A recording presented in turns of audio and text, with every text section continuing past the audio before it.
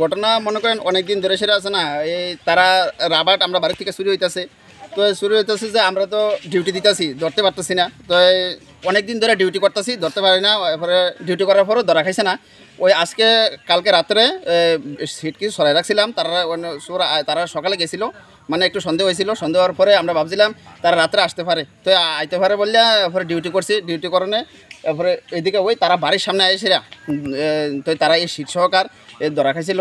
তো ধরা খাওয়ার পরে আরও গ্রামের যে ছাগল টাগল অনেক কিছু চুরি হইতেছে,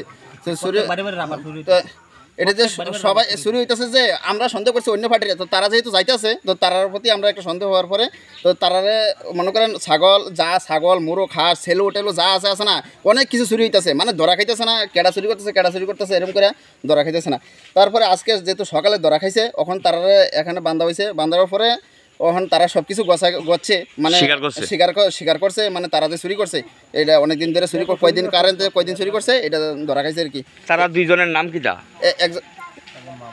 একজন মামুন দেওয়ার মা, তোমার নাম মাইকেল দেওয়ার মা, তাই আরেকজন যা আছে তোরা তিনজন, হ্যাঁ আরেকজন গেছেন, হেতার নাম কি চন্ডী দেবর মা, তারা দুইজন ধরা খাইছে, আরেকজন বাইকে গেছে গা, তারা তিনজনে এভাবে কাণ্ড করতেছে আর কি। এলাকায় সব সময় চুরি হইতেছে, মনে করেন ডেলি এরকম ধরনের কাণ্ড হইতেছে, কি করে মানুষ ইয়ে করবো, আমরা অনেক কষ্ট করে রাবার আনতেছি, মানে তারা এইভাবে এমনি চুরি করতেছে, তাহলে কেমনে ইয়ে করবো কোন।